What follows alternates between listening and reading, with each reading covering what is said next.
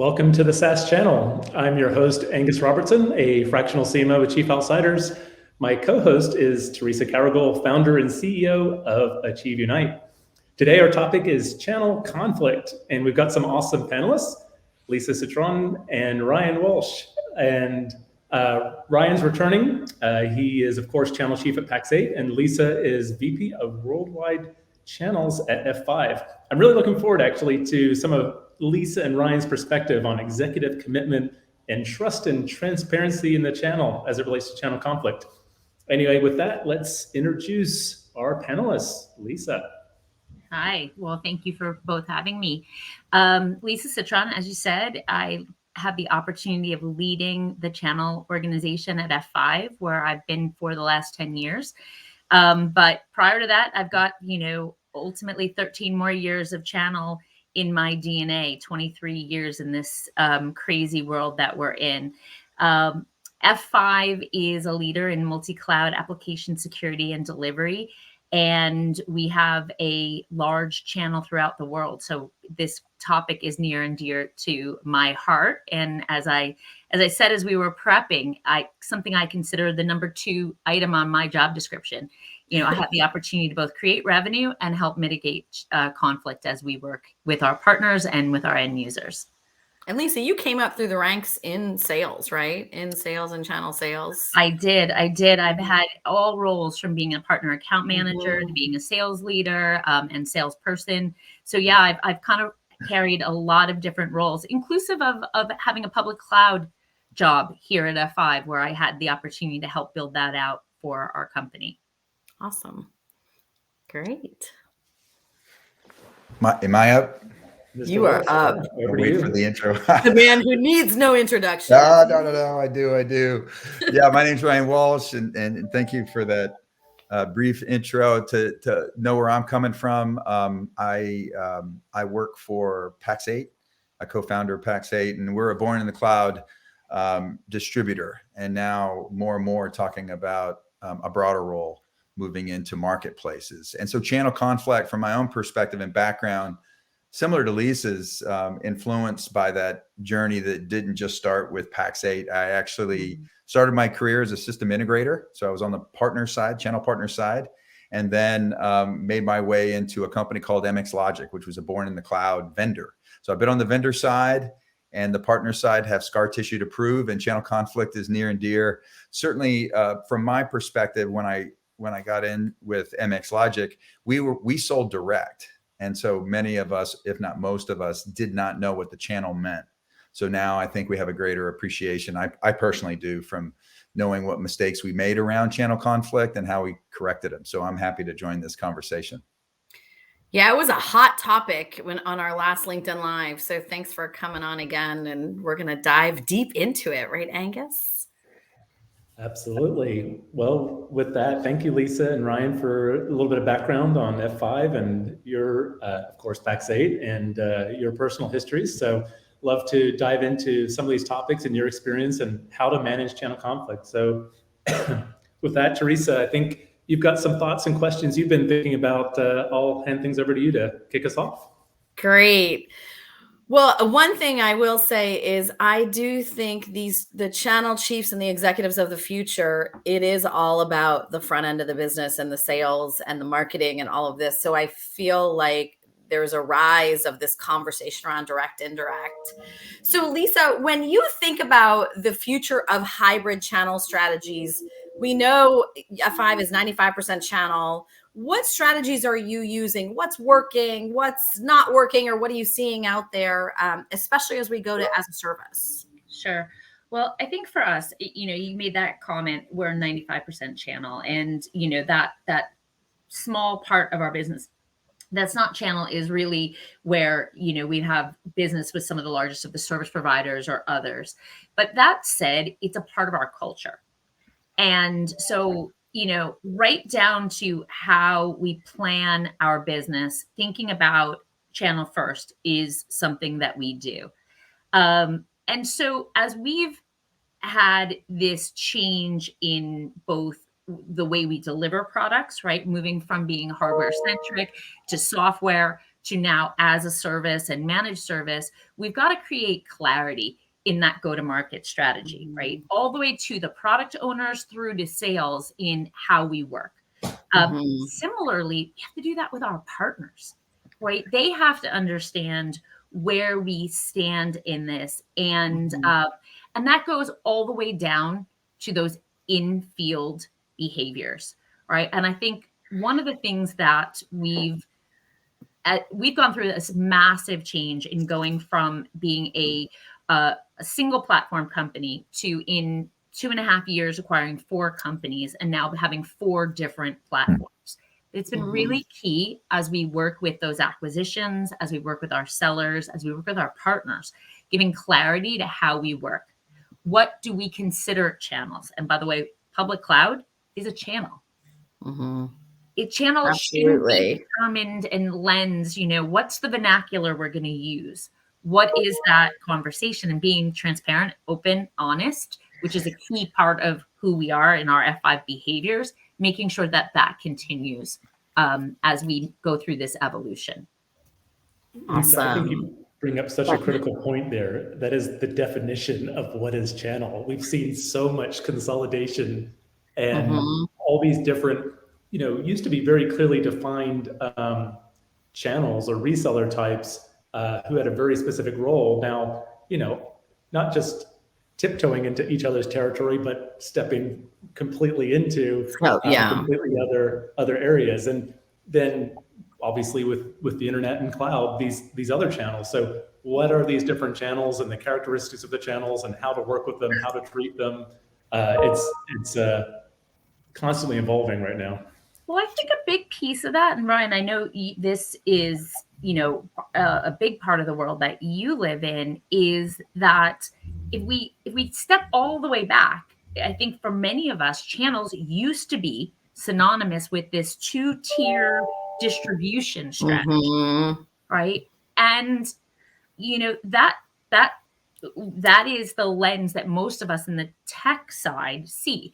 But really, channels is synonymous with the routes that you get a product into someone's hands, right? And enter the days that we're in today, where software is king and delivery mechanisms making it easy. I mean, that's the world PAX 8 lives in. Totally. Yeah, when you were talking about your 4-platform challenge, I was almost stuck on Teresa's question. I was thinking hybrid. What does hybrid mean to us? And it's like, well, hybrid meant the form factor of the product, hardware versus I'm going as a service. And so we live in the as a service world. We don't sell anything that's not as a service. So that's one dimension of the hybrid. And what does it mean to your strategy and go to market?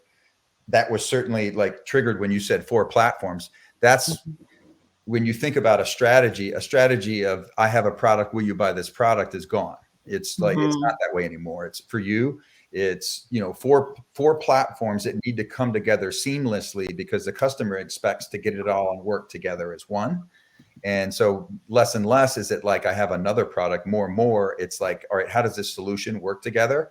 And now you incorporate the channel part of that. And so when I think about that in the context of hybrid, I deal with a lot of vendors who are trying to figure out whether they're going to get into the channel. They've made the decision on the product going as a service. And then the next decision or consideration that influences strategy is how does the channel factor into that go-to-market? So take cloud as a channel and take the partner channel community as a way to get it to the end customers, another dimension of that hybrid. And the third one for us is an enterprise versus small and medium-sized business hybrid. So if you're a vendor and you've sold up market, at some point, someone is going to come along and say, well, what about the long tail, the SMB, and can we get in there? And how do we do that? Now the channel conversation comes in. So all those 3 dimensions of hybrid influence strategy. I hear it in your challenge, Lisa, and it's, I think that having as a service in our DNA, it requires very different thinking than for for my prior life, I dealt with on-premise, install this hardware, completely different strategically. And I think you really got to get your mind around that to be effective at it, to your point. Yeah. Agreed. Angus, any comments from you on this first conversation around the hybrid? I thought it was interesting what Ryan was just talking about as it relates to go-to-market. I'm sort of obsessed about go-to-market and helping sort of tinker with go-to-market engines. And for me, I think about three things: product market fit, channel activation, and then engaging your market through those channels with compelling offers and compelling content. And as we talked about on one of our previous sessions, product market fit is all about who your personas are, where their pain points, and where they hang out. So from a channel standpoint, you want to meet them where they are and provide that frictionless experience. So it's interesting how we see these worlds of sales and marketing start to connect a little bit more when we talk about the definition of channel. Well, and the definition of channel too is, we used to have pretty much transaction channels, right? And now we have a whole set of influencers. We still have our transaction channels, and that manifests itself in all these different ways. And we have this services channel, these retention type partnerships. So this landscape is only going to change even more, I think, over the next 2 to 3 years. All right, let's talk about this. Let's talk about how do channel reps and direct reps, assuming we're in a hybrid channel model, how can they better work together? What are some of the best practices? Lisa, do you want to start us off?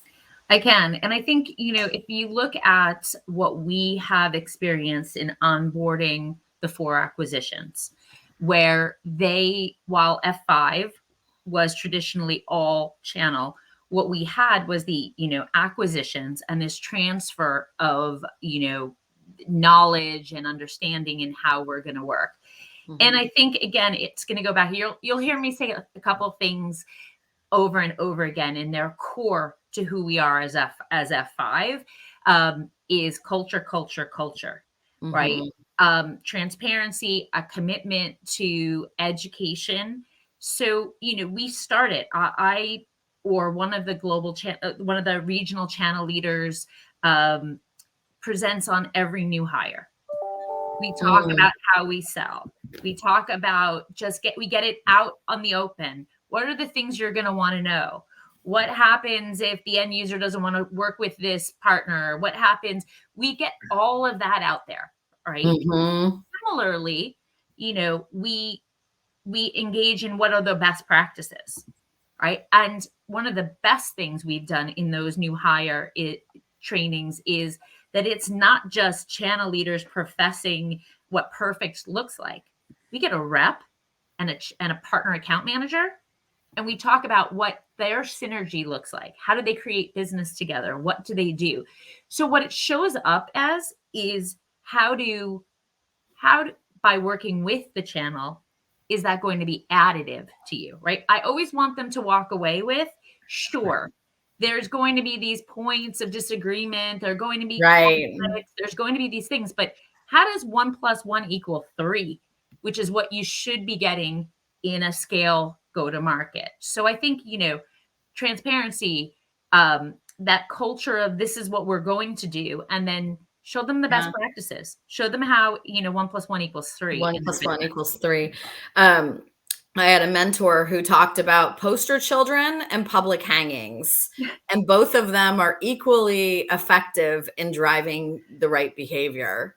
Okay, Ryan, we want your opinions because you're living this with many different vendors, and I know you're going to have some insights. I love that. I was just, again, pausing on the visual with the posters and public hangings.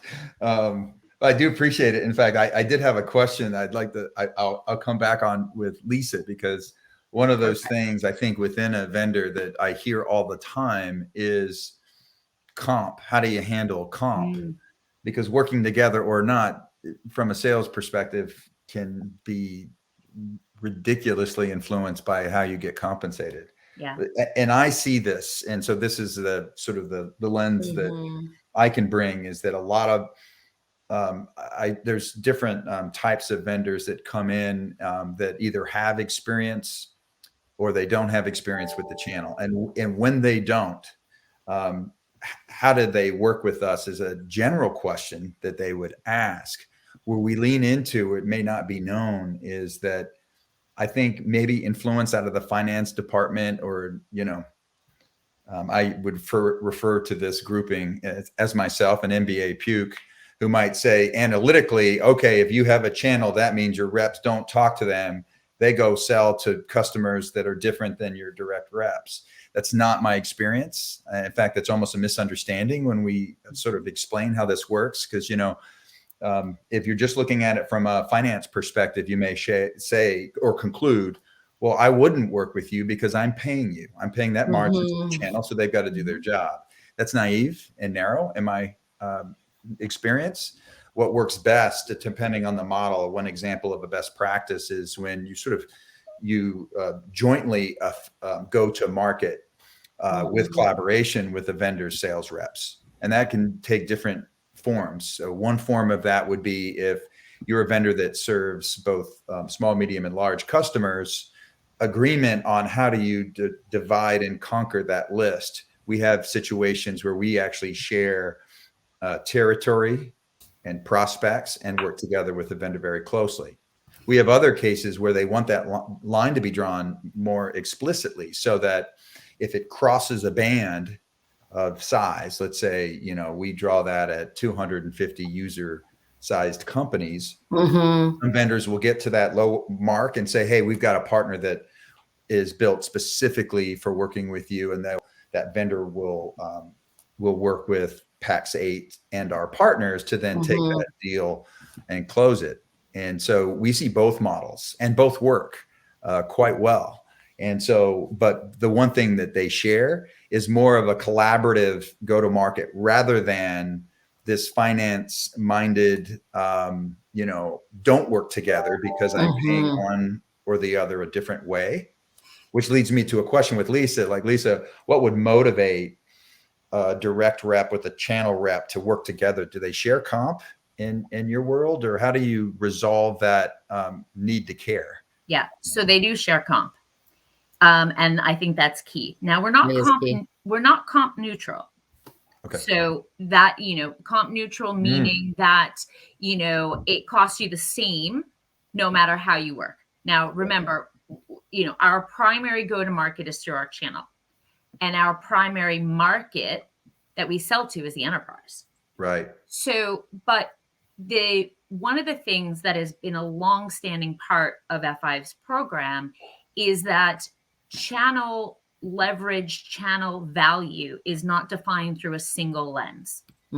It's got multiple lenses, right? And in some cases, that could mean helping us get higher and wider in an account, right? Reaching personas and buyers that we wouldn't have otherwise gotten, helping us drive engineering, helping us drive proof of concept, many different lenses. That could all be on the back of an opportunity, by the way, that our own team has uncovered. And then there's the complete other side where the channel is actually sourcing business to us, right? But it is a collaborative close. So, I think some of it is for the new acquisitions, some of it is in a trust model. Come be a part of an opportunity, and let's together go build business, right? They are, in many cases, they've been focused on the company that they came in with, right? And so, in those smaller companies, great technology, immature go-to-markets, they are caring about the development of business for, in our case, NGINX or Shape, security product, companies that we've acquired. The traditional F5 rep who owns the entire ecosystem of products can say, listen, this is the leverage I've gotten out of it. One other thing that I'll just give as channel leaders, one of the things that I think we've had to start doing is being more specific with the field and about what's the right partner for the right opportunity. And for us, it used to be a one size fits all. We were, one F5, we did, way back in the day, we did load balancing, or we did, layer 7 security type applications only. And, we had a one size fits all channel. They brought lots of different aspects to the table, but they largely were selling to a NetOps oriented buyer, right? Fast forward to where we are today, we need partners that sell to different personas, different people up and down the stack. We don't just need someone who's got a procurement relationship in that account or just works with the networking team. So it really is about creating an account strategy. And that's one of the things that our partner account managers are getting really keyed into doing with their reps, is helping them build a strategy for what they want to accomplish. That makes Ryan, you want sense. to comment? I don't even, yes, but if I do, then we won't even get to the next few questions. I'm just like, oh my gosh, I've got like 3 or 4 questions on that one alone, because it's so true. And then there's a lot of experience in what you're saying, right? Partner, right opportunity. We deal with that in a high transactional selling model with as a service. And so I was just thinking about, when you're talking about large accounts, having an account strategy makes a ton of sense. Ours is really transactional. So something as simple as we utilize a Teams or a Slack channel to work a deal. And That's sometimes great. that's just real time. Like, how do we leverage right partner, right opportunity in the moment of a call? Sure. With so many as a service products getting sold in, on the call, one call close, as we would refer to it. Different than, an enterprise deal, it takes a long time to sort of roll out, but it emphasizes the point that you're talking about, which is, how do you facilitate the right opportunity, right partner? And more back to the point of how best practice is evolving, is it's more about collaboration. It's not divide and conquer. It's about, talking about it together and having a plan around it. Right. We call it entanglement, this way deeper level of collaboration. And the value exchange can, it's not just at the front end of a lead and in services. There's all these opportunities for the value exchange throughout every part of the cycle. Yeah. Okay, so Ryan, why don't you start us off on this conversation around, all right, now I've got conflict. I've got channel conflict happening. What do you do? What are some of the critical things for people who maybe are new to this and nervous about it? How can they best handle it? Oh yeah. I'd love to just this one. Let's just bounce all around each other, because the first thing when I thought about this, I know that I've got scar tissue around this specifically. And so I want to tell a story about that. It came with MX Logic. MX Logic sold direct, and we sold in large measure to the small, medium-sized businesses, and then moved up market. When we decided, so we wanted to be in the channel. We brought somebody in who we thought understood it. The only problem with it was that the way that we went to market was secondary. And it wasn't, it was slightly favorable to go direct. And that was the biggest mistake we had. We introduced conflict everywhere. Channel didn't trust us. We also we made the mistake of assuming that when we announced that we're getting in the channel, that we would be embraced by channel partners, just hugs and great, let's work together. The comp was the single biggest issue that we faced with channel conflict. So direct reps were going around to customers that knew that they had partners and incentivized to continue to sell. When we flipped that, first of all, that was the biggest single thing that we did to change our go-to-market strategy. So I really appreciate what Lisa said when she's like, we were channel first, right? So if you are channel first, send that message, be that way, and comp accordingly. When we changed the comp, we removed a massive amount of conflict, but it wasn't all conflict removed. It continued to show up inadvertently, by mistake. It was there. And so the second lesson learned or example that we live by that really helped us was in the baseball world, tie goes to the runner. And so if you're stepping on the base at the same time, the runner is safe. For us, it was tie goes to the partner. And we made I it love very that. clear. I love We that weren't too. going to discuss it. Mhm. We just said, all right, if our direct sales reps inadvertently came across your customer, we're going to give it back. We're going to Well, and that's recognize culture you. setting. You know, when that becomes a philosophy, you define a culture by doing something like that. And that's what it was. And I think the thing Mhm. that, and you know, we can talk a little bit about this later, the power of the flywheel motion of really getting into this channel. That was so important for us to do that, because what that required and what happened, the effect of it was, we let it be known. We told the partner, you win. And then what happened in the channel and the power of that communication? They told somebody, they told their friends, and they told their peers, and the word got out. Well, you know, PAX 8, or, you know, in that case, it was MX Logic, will not go around you. You win. So if you're worried about it, hey, and because it was always talked about with channel partners. You know, I'm worried about them going around. It happens all the time, everywhere. I hear that. But if you had the reputation for doing right, it would get out there. It would take some time, but it would get out there. And if you were consistent about it, you would resolve that conflict. That's great. Angus, do you want to comment on anything, having run sales and marketing and channel at your last company? Yeah, I think trust in the channel can absolutely be a differentiator. And so many of these channels have so many vendors that are vying for that attention. If you have a model that makes sense to them, that shows that you as a vendor and they as a channel will more often than not be working together to help that end customer realize the value that they need. And then over time, you follow through with that commitment and that executive commitment. As Ryan said, that's going to build, and you're going to get more engagement from those channels. They're going to want to work with you more. They're going to want to spend more time running your campaigns or running events with you, and that helps. That absolutely helps scale your go-to-market.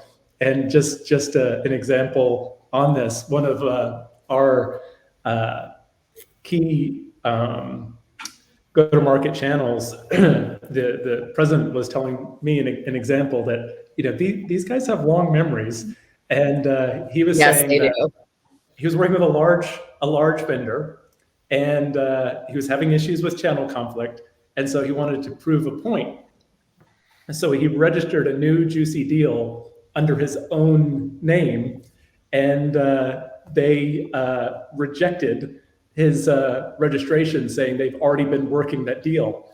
And he's like, well, that's funny, because that deal is me, and nobody's been talking to me. So that was it for that vendor. And it's interesting when you see some of these large vendors who go back and forth every 3 to 5 years, it undermines their ability to, you know, say that they're committed to the channel over time, right? It's so true. Angus, that's the number one thing. So, you know, 10 years ago, when the F5 opportunity came up for me, I talked to partners, and what I wanted to know was, what did they think of F5 as a company? I was actually happy with what I was doing. I was working in a startup. I was enjoying it. I was helping to build that muscle there. And, you know, the things I heard were, we trust F5. They always do the right thing. Yeah, sure, conflict comes up, but, you know, we always work through it. They make right by us. So those are things that, you know, to your point, channel partners have long memories, and you don't always hear. And so it's actually the number one thing that I try to keep in mind in our evolution. And as we move more and more of our products to as a service, managed service, making sure we don't lose at the heart of what has gained us that focus and attention from the partners. Because if they believe that by nature you're incentivizing your own people to compete with them or to not collaborate with them, you're dead in the water. You're dead in the water. I think it is a mindset. It is as much a practice what you preach. You cannot be saying one thing to one set of people and another thing to another. It's got to be right in that motion. And I love that story about the secret shop, because what that person did was they did their own little secret shopper of Mhm. the way that opportunity registration comes in. Mhm. And I think that's brilliant. And, is something that you probably do have to measure, test every once in a while. Are we looking at things through the Mhm. right lens? Um, Lens. I think one of the things about when it does happen is having a consistent approach to how you go Yes. about thinking about the resolution. So for me, one of the things that early days at F5, right, when I had just joined, a colleague and I worked together to say, you know what, we're going to be consistent. I managed half Mhm. of North America, he managed the other half of North America, but we were really consistent. We That's wanted great. we wanted the facts. Mhm. No emotion, facts, Mhm. bullet points, ding, ding, ding, right? So that when we could look at it, and we wanted Salesforce records, we wanted timestamps, we wanted things like that, Mm. because ultimately there's going to be high emotion. My account, I found the opportunity, all of these things Mhm. come in it. But if you can just separate the emotion and get to the facts, then usually you find a path through, right? Mhm. Sometimes both sides have to give. But when you can Mhm. focus on the facts and pull away the emotion, because the emotion sits on both sides, um, you you could get that clear path through. It to this 10 years later, it is the way I approach any conflict situation. I collect facts Mhm. from one side, I collect facts from the other, and then I look to try to merge that together in a timeline and say, okay, does everybody agree? This is when the opportunity registration came in. This is when we Mhm. approved it. This is the next step we took, and you just all of a sudden, then usually lights go on both sides. It So makes it so true. much easier to deal with it. And by Yep. the way, there's partner and vendor conflict. There's also conflict when, now we've got the triangle of an end user in the mix too. Mhm. And how do we Mhm. approach that? So lots of variations on what conflict means. But for me, when you get to the resolution aspect, deal with the facts. Only the Yes. facts. Only the facts. And Angus, would you like to make a final comment, and then maybe we can go around best Yeah, I practice? think my takeaway, I'll probably take a little bit from Ryan and Lisa, and I love what Ryan said about, don't take that narrow-minded approach and just think about the comp and who you're paying who and whether it's fair or not fair, but think about the larger opportunity and the opportunity to sort of navigate within a strategic customer or market segment, and how that channel, that partner, can help you navigate and what that multiplying effect is. So that was a pretty cool takeaway from my standpoint. Awesome. And what's interesting is this concept of trust is at the individual. Like, I trust Ryan, I trust Lisa. Do I trust their companies? And those are very different things. And so we have to be focused on both of those as we lift these organizations up. The other thing, I will just do a preview, and Lisa knows about this. We are unveiling in March PQI, Partnering Quotient Index. So this will be our ability to determine and hire to a certain profile of who has the ingredients of success. So lots more to come on that, but this will be hopefully the science of finding, because it is about finding the right people. Not everybody can be a partnering oriented rep. We have all met those people who who have a very hard time living in this world. So anyway, all right. So with that, let's have Ryan give us your best word of wisdom in all of this as we go forward and prosper. I can't just have one. I'm going to put two together. I love that, of course. Because what came to mind, especially in light of the theme of what we're talking about with the power of trust, I think the fragility of trust in the channel ecosystem, a lot of examples of even once earned that you have to nurture and maintain it. And even getting to a point where you can talk about the facts may be a challenge you have to work through. We actually had an example of a partner who misunderstood something, and to get to the point where we could come together, it was just pick up the phone, because the reaction was so almost emotional, like, hey, how could you do this to me? It took a bit and some persistence to say, get on the phone with me because you're misinterpreting our actions. But it just goes to the power of it, but the fragility of it. But the two things that come together for me is one of the most important, powerful things that I can share with my journey about this is to sit in the seat of your partner and understand their world. You will understand the power of the last mile. So the power of the last mile thinking changed everything for me personally, because it's one thing to say, oh yeah, they use a channel partner to help make decisions. But when you really lean into that and you really understand the power of that and how a partner owns that last mile, protects it, looks out for anybody going around it, you'll understand how to interact with and build a relationship if you understand that.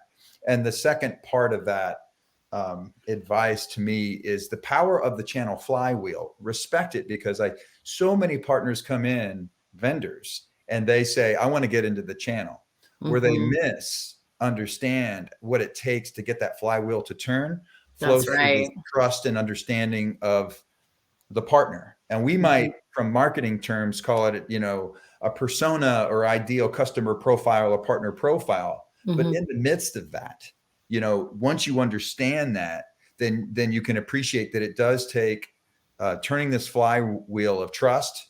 What does that mean? Or this checking to make sure that you're not going to bypass them, that you don't have systems like we just talked about where you register your name and it'll go around and you're going to get tested for a bit. That's right. For God's sake, even with all of us having been in the channel, we would show up at events and it was the same effect. It was like, oh, they're here at that show for the first time. I'll talk to you, but I'm not doing business with you until the second show or the third show or the fourth show, to make sure that you're not just here for a short term, look for your number, don't get it and leave. Anybody respecting the flywheel of trust is who stays. And so that was the other thing that would come to my mind and advice around how to make this work. I love it. I think that the multiplier effect and the investment required to get that flywheel to turn, many vendors getting into the channel underestimate. Good. Trust. An MSP came up to me at an event. It was a ConnectWise event. Trust is gained in drops and lost in buckets. He said, I want you to know this because I listened to you talk about trust and this is the reality. And it's so true. I'm going to repeat that. I am and I'm too. writing, I'm by the writing way. it down. Gained in drops and lost in buckets. I made a mistake. I should have said this at the beginning here. I take notes when I have conversations, so I'm turning to take notes. I made a mistake at a live event where I put my notes on my phone. So I was listening and then going down to my phone, and people are like, "What is he doing right now? He's texting. He's What's so he distracted texting right now? He's not paying attention to us." Well, Ryan, your taking notes actually gave me the okay. Because I've been doing the same as we go, because these are great things to say. I think two things that I would say, Teresa, is the channel is a long-term mindset, not a short-term mindset. Absolutely. Because it's not a light switch. It requires all these things that we've been talking about, and it also requires a fortitude to know that it's going to take time. And the one thing that I consistently say to our executives, to our reps, to our partners is that partnerships are larger than transactions alone. Amen. If a partnership can be made and broken in a single transaction, then I'm not sure that we had the real definition of a partnership to begin with. That's exactly right. And that's a key thing that, has to ground us when we get into these situations. The partnership is bigger than the transaction alone. And that's actually what I loved, Ryan, when you said what you guys did with MX Logic, where, the runner, you went with the runner, because that's exactly what it is. It's sort of knowing that we're going to judge in a certain way in the power of the partnership. And you're predictable. People know what to expect from you. That's right. For sure. Right. Yeah. Good. Awesome. All right, Angus, anything else you want to add? No, this is phenomenal. I really enjoyed the conversation. Thanks so much, Lisa and Ryan, for joining and sharing some of your thoughts on transparency and trust, and how to build that, some strategies for building that, and creating that amazing flywheel effect over time with our channels. So that was great. Yeah, I think this will be a really popular topic too for people to forward around and keep listening to, because there was a lot of great tips in this. And I'll leave you with, we have to invest in our people, and we have to keep developing our people in all of this, both our channel teams as well as our end user sellers. So, I think that's a key one, obviously a deep passion of ours. Well, hey, Teresa, I would say to you that I was just poking around that PQI. I think that is brilliant. Thank you. I haven't gone through it, but the way that you're framing that is spot on. Like, what does it take? Because it does take consideration around how does this work? And it's great that you're putting some attention on that. Thank you. I'll leave you one last thing too, Ryan. When they did the crazy statistically validated research, the tech industry showed up higher, the highest in the PQI. Statistically relevant everywhere, nonprofits, other industries, tech industry was by far the highest. So we have a very deliberate science to PQI, and Lisa, obviously, you know about it. Well, when I think about like talking about it like that, when like usually in the boardroom or in the exec team discussion, it's the economics of the channel or the customers that they serve, but you can't tap into that gold if you're not considering some of those insights that you have with PQI, as well as some of the lessons learned that Lisa and Angus shared. It's pretty powerful. And I'm here to say, you definitely want to tap into that gold, because it's a powerful force. Yeah. I love the flywheel. That was brilliant. Awesome. Oh, I don't want this to end. I want to keep going with my friends. I guess we have to say goodbye. Well, I wish you all a happy holiday season, and hopefully you get some time to rest over the next couple of weeks or 5 days or 2 days, whatever it is. Thank you. Happy holidays, everyone. Good. Bye, all. Yep. Here's to 2022. Yeah.